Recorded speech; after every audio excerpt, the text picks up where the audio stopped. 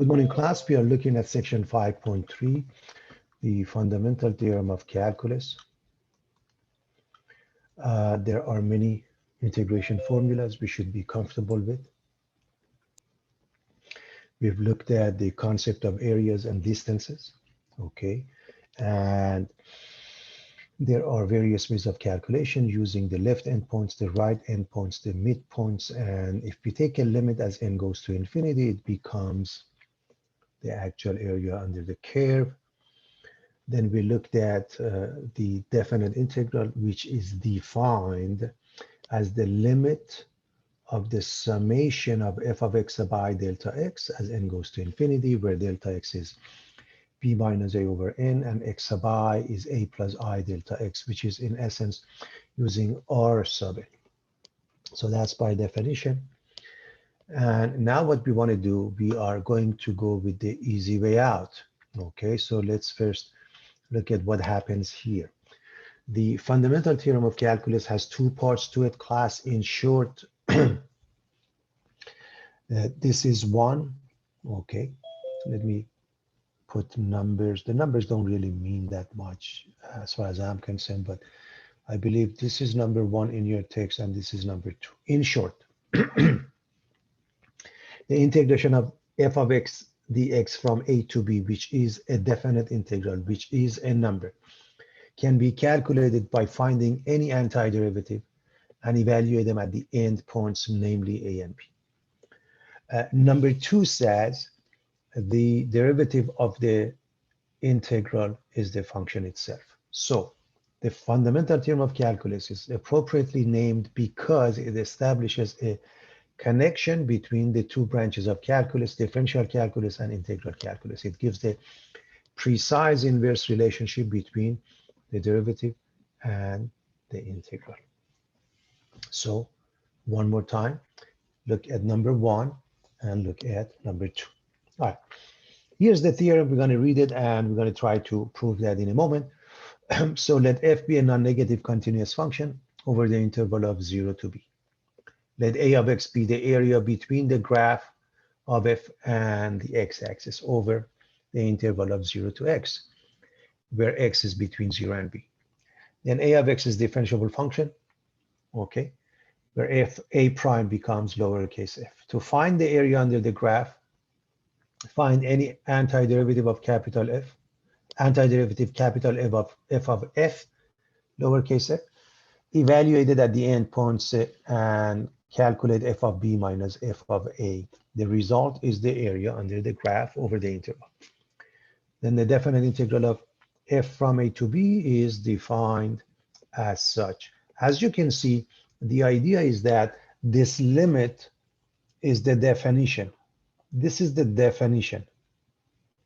Now we can prove it can be done this way, which makes life easier. That's the idea behind this. And so FTC1, okay, let me just do this. FTC1 is the first one, which says the definite integral of f of x dx from a to b is capital F of b minus f of a. And the second one, or FTC2, the derivative of the integral of a to x f of t dt equals f of x. I want to make sure everybody understands that we are taking the derivative with respect to x, and this is a dummy variable, must be the same as this one, and this is the final independent variable. Now the lowercase a is any number, okay? Now let's look at the proof of this theorem. So again, we are looking at a non-negative continuous function. We're looking at the positive function over the course of a to b, okay? A of x is the area between the graph and the x-axis, okay, from a to x, where x is between a and b. Then a of x, capital A of x, is a differentiable function of x, and a prime, capital A prime, is lower f of x. So that's what we are looking at as far as the theorem. We want to prove this. So how do we prove that? Let's first go with the differentiation of a of x by its definition, everybody remembers the limit, right? So this is x, by the way, and this is area of x. So anywhere you pick it up, that becomes the area of that point. Over here, if it's x plus h, that would be the area of x plus h. In other words, I hope you realize from a to x, that would be the area of x. If I were to, this would be area of x, okay, class? Whereas area of x plus h would be the blue one, meaning, let me use a different color, meaning this one. This would be the area of x plus h, okay? We have that, okay? That's if a of x, capital A of x represents the area. Now, look at this green shaded region. We are going to look at in a moment. Stick with the green shaded region. Number one, as far as the differentiation is concerned, this is the definition class.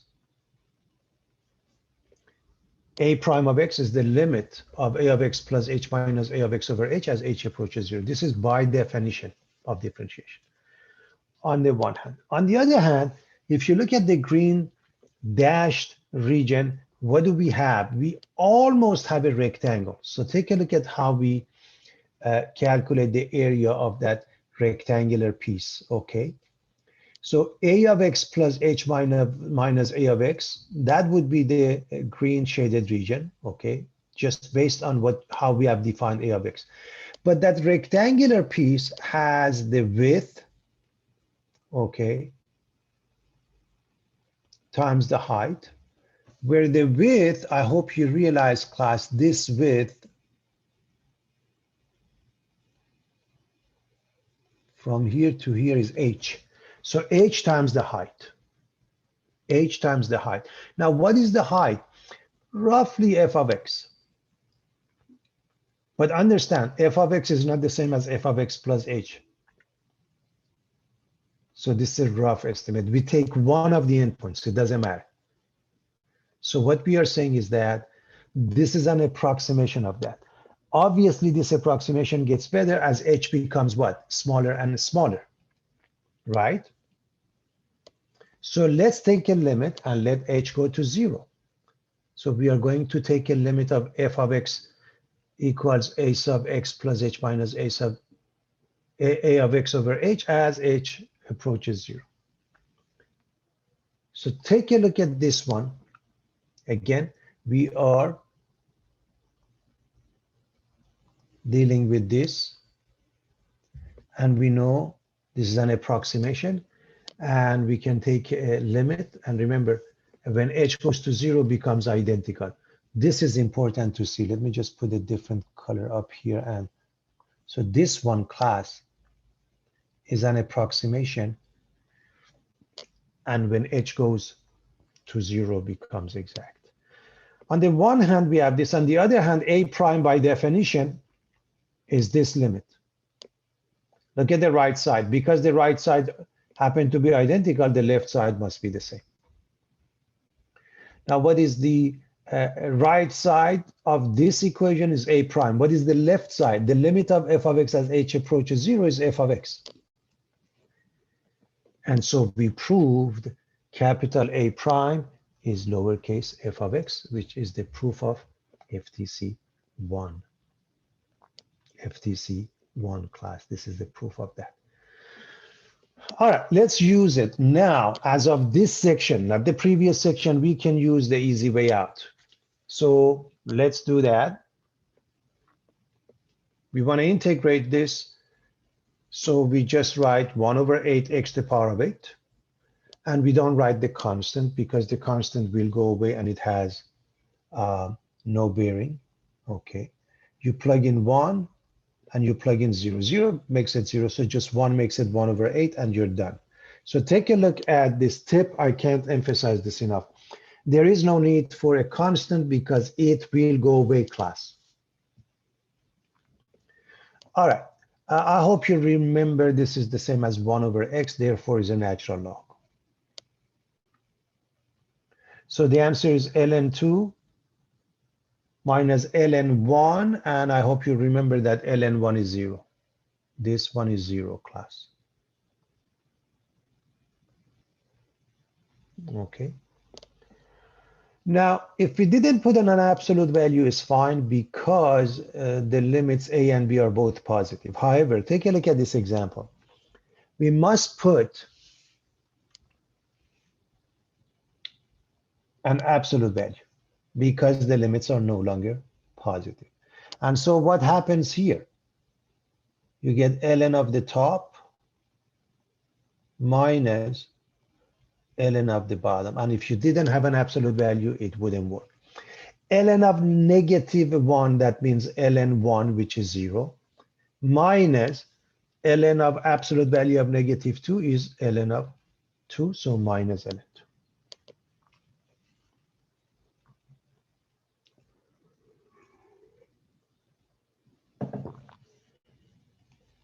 All right.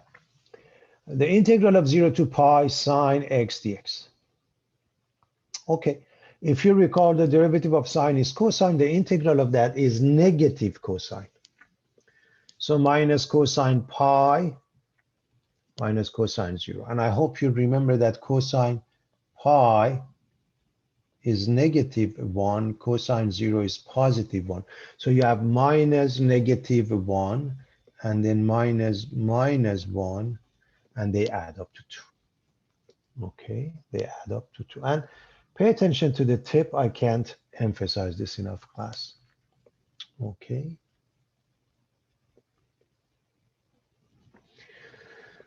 Simple case. Let's integrate 5/3 x cubed. Again, by now, I'm hoping everybody's comfortable with that. 5/3 x cubed minus 2x squared plus 2x. We don't need the constant. We evaluate it from 0 to 2, which means we plug in 2. We evaluate it. We plug in 0. By the way, when you plug in 0, you get 0, class. So let's plug in. I'm hoping everybody is okay with that. I don't want to waste too much time on that. This is 8, class, okay? This is 4, and this is +4. And when you add them up, you end up 28 with 28/3, okay? So that's very straightforward. 28/3.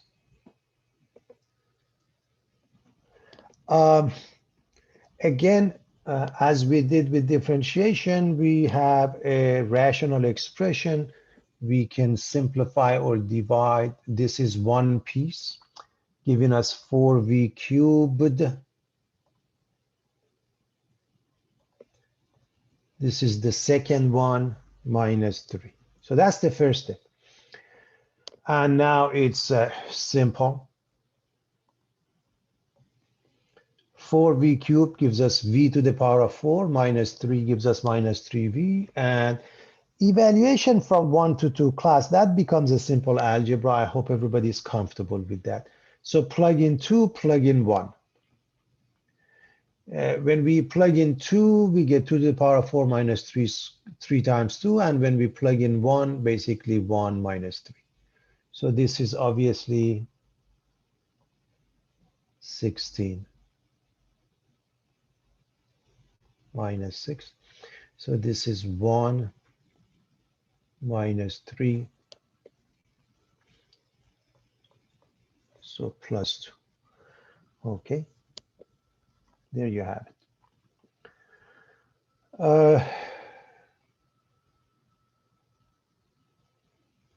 Simple. I hope everybody is comfortable with this.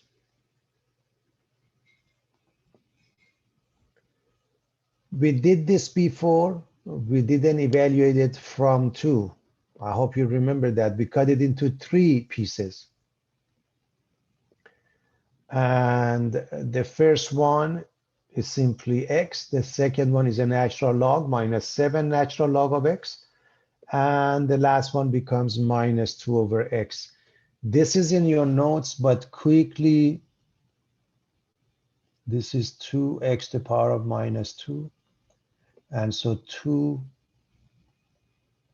over negative 2 plus 1, x to the power of negative 2 plus 1, which results in minus 2 over x. And let's plug in.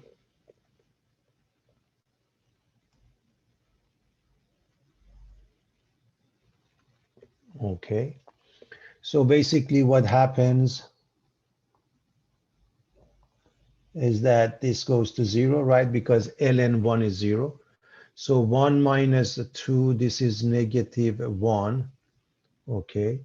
So this whole thing just add 1, which means you're adding 3 and 1, 4 minus 2/3, which gives you 10/3. Now, this is an exact answer. You don't need to change that class, okay? So 3 plus 1 is 4, minus 2/3 is 10/3. What about minus 7 ln 3? You keep it intact, okay? Good. Simple, straightforward, I hope.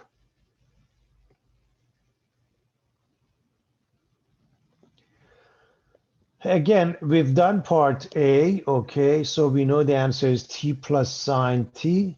This has been done. Now we are adding these limits of 0 and pi over 2.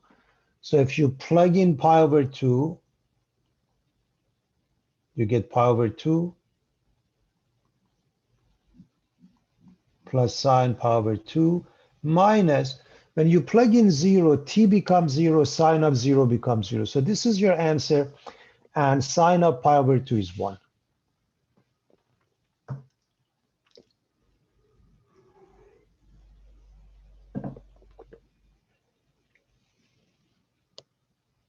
Okay.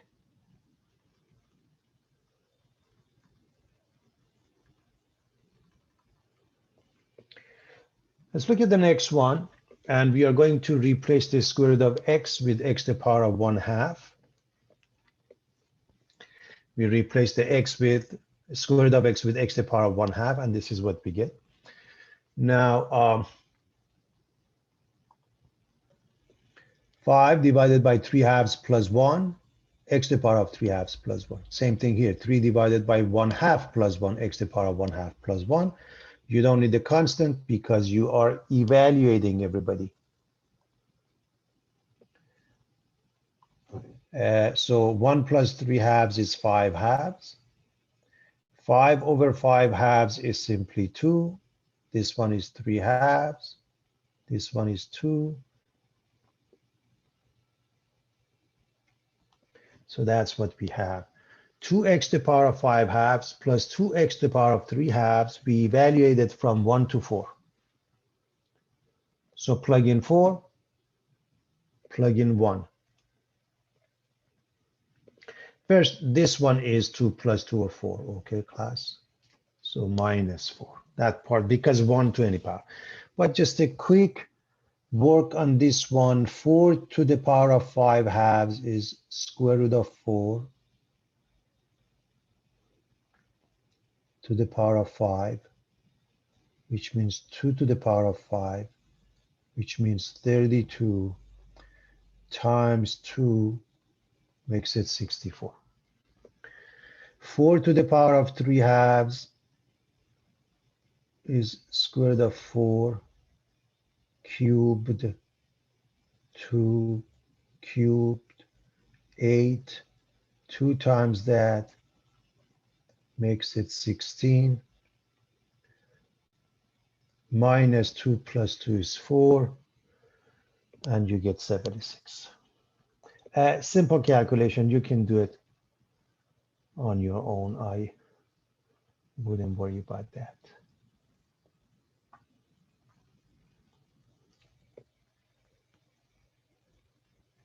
I hope you realize the only calculus that we had was this one with the asterisk. Everything else is algebra class. Everything else. So you can't afford to be uncomfortable with those parts.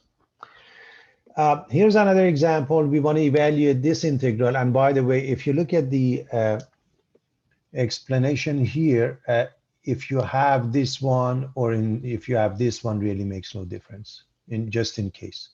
If you have this one as the domain or this one, makes no difference. I want you to know that. Because we are interested in the integral of the function from -2 to 2. So even if it were defined that way, that would be okay. So it's a piecewise defined function. We have two different pieces. So from -2 to 0, we use the top one. From 0 to 2, we use the bottom function.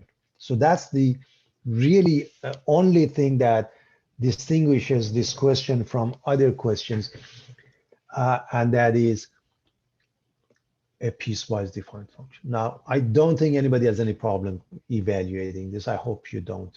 So the first one becomes 2x, evaluated from -2 to 0. The second one becomes 4x minus 1/3 x cubed. Now, I'm going to assume you can easily do that, so I'm not going to spend too much time on that. Just plug in 0, plug in -2, the other one 2 and 0, and this is what you get. Of course, just quickly, this goes to 0. You don't have to worry about that. The rest is easy calculation. Again, this goes to 0. Okay. So this is 4. This is 8. This is minus 8/3 because this is 8. And so you have 4 and 8 is 12 minus 8/3 is 28/3. So I hope everybody is comfortable with the basic algebra behind this, okay? So that shouldn't be too big of a deal. So algebraic steps sometimes take longer, but I have to assume you're comfortable with that. You can't afford to mess that up. Okay.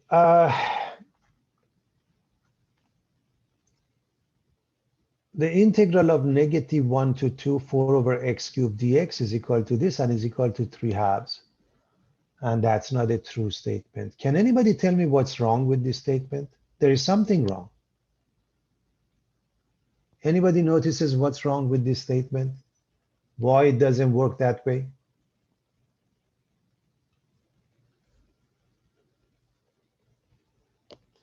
Well, the function is not continuous. Okay, from negative to positive infinity, specifically from -1 to 2. What matters is this. When you look at this function, it's continuous everywhere except at 0. So if the limits do not contain 0, that's fine. If you go from, let's say, I don't know, -5 to -1 or 1 to 7. As long as 0 is not there, we're fine. We can calculate it. But remember, it has to be a continuous function. So I thought it's worth looking at. All right. Here's another example. And again, this is in essence, the FTC second one can be proved that way also, this way also. So we are looking at the derivative of the integral of a to g of x f of t dt. As you recall, we mentioned the derivative of a to x f of t dt is f of x. And this, by the way, you can use this one to prove that. We are going to use this one actually to prove this one, okay? So first, let's ignore the dx and let's, integrate this part, okay? So it's, if the antiderivative of lowercase f is capital F of t, then you plug in, okay? So this one gives you capital F of t, so you evaluate it. So we want this part, capital F of t dt. So let me just actually write the step that maybe. So it becomes capital F of t going from a to g of x, everybody. So capital F of g of x minus capital F of a. Now we are going to differentiate this. That means differentiation of this statement. And I hope you realize when you differentiate class, this one, you use the chain rule. So it becomes what? Capital F prime of g of x times g prime of x. Capital F prime or lowercase f. Remember, let me just write that up here again, class. Capital F prime is lowercase f. And so what about f of a? We may not know what's f of a. We just know it's a constant. It's a number class. The derivative of that is 0. And we are done. So what does it mean? By the chain rule class, if you're differentiating, see, look at this one. If we are differentiating this piece, we just get f of x. But instead of x, if we have a different function, this function sits in there, and then tag along g prime by the chain rule. Tag along g prime by the chain. Of course, the assumption is, of course, continuity. So here's an example. We want to find the derivative of this function, okay, by ftc. And of course, this is a continuous function. I hope you know that, because the square root of 1 plus t squared, okay. The domain is all real numbers. It's a square root. 1 plus t squared larger than or equal to 0. It's always the case. Because this is x, simply put, if you call this one f of t, this is your f of t, everybody. Let me just write it. Okay, just it is f of t. Okay, so therefore, you replace it with x. So f of t is the square root of 1 plus t squared, is a continuous function. Why? I have explained it to you. It's a square root function where 1 plus t squared must be larger than or equal to 0. It is always the case, okay? Square root, okay, square root function. Okay, remember the domain, how do you find it? You set 1 plus t squared, and it's all real numbers. Okay, so everything works. And therefore, the derivative of that is simply square root of 1 plus x squared by ftc. What if we have a case like this? Well, we are going to use this one. So we are going to replace the variable t with whatever we have here. So t is replaced with x squared. We get sine x squared. And then g prime of x. Remember, this is g of x class. Okay. So f of g of x makes it sine of x squared, and then times the derivative of this guy, which is 2x. Okay. So I want to make sure if we want to sort of explain that, we say, okay,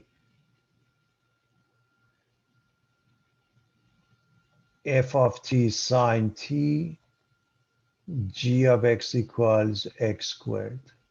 Okay, so we get f of g of x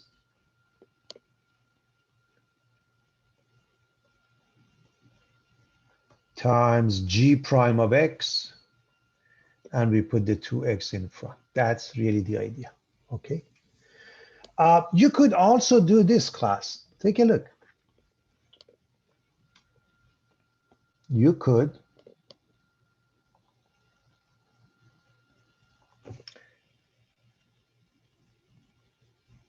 integrate this,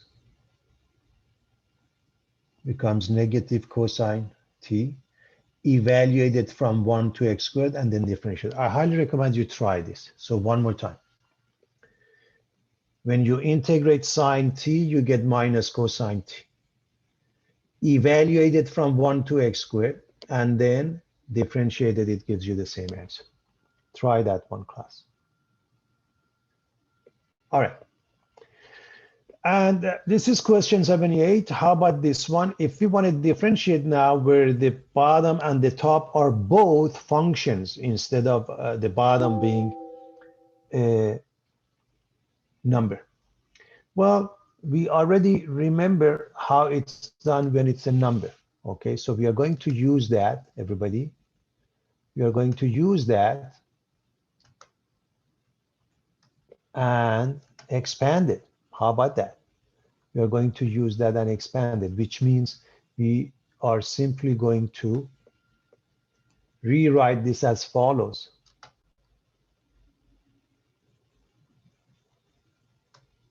Okay. I hope everybody understands what we are trying to do. We are trying to use the previous theorem. Okay. So g of x to a plus a to h of x. And the first one, remember how it was. The bottom was a number, it doesn't matter what, and the top was a function. So this is good, but this is not. So you flip this over and you create a negative sign. So take a look. If I interchange a and g of x, and I can, then I have to give it a negative sign. Okay, I have to give it a negative sign. I hope everybody is following that. And so what happens next, now we apply the theorem that we know. Okay, class, we apply the theorem that we already know.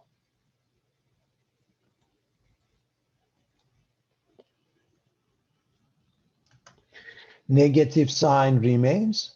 Now f of g of x times g prime of x plus, now f of h of x times h prime of x, you put this one second, and this is your final answer. What does it mean? Let's just quickly recap. It makes it nice and easy if we understand from the get-go. Look at the top one.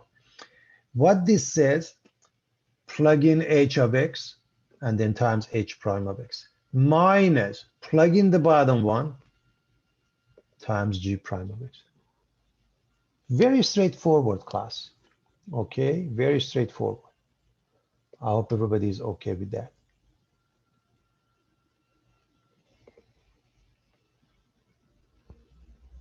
Let's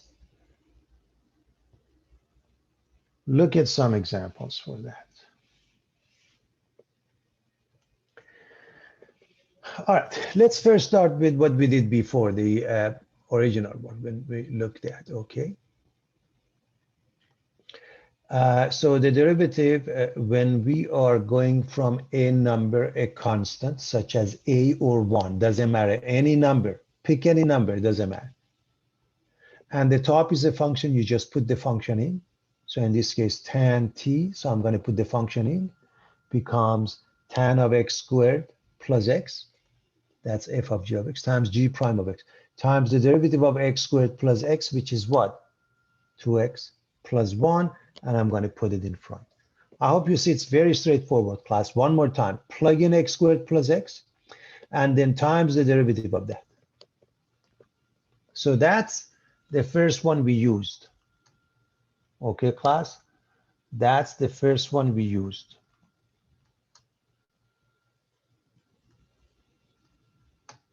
Right? Very simple.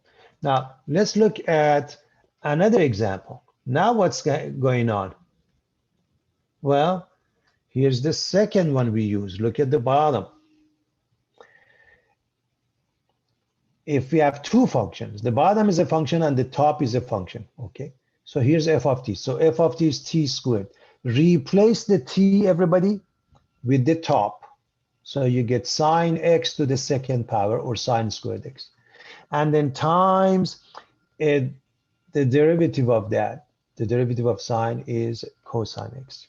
Minus, now let's plug in tan. So we get minus tan x to the second power, or tan squared. And then times g prime, times the derivative of tan, which is secant squared. So one more time. Plug in sine, and then times the derivative of sine. Minus, plug in tangent, and then times the derivative of tangent, which is secant squared. So we just are following this formula, class. We are just following this one. One more example. What if the bottom is a function and the top is a number? Remember when we went over the proof of that, we just flip them over and we give them a negative sign. So again, it's the same thing, but pay attention to this negative sign because we are interchanging the lower and upper limits. 1, which was the upper limit, now is the lower limit. So therefore, we can use this one, everybody. So plug in sine. So you get square root of 1 plus sine squared times the derivative of sine, which is cosine. Don't forget there's a negative sign in front. And this is it.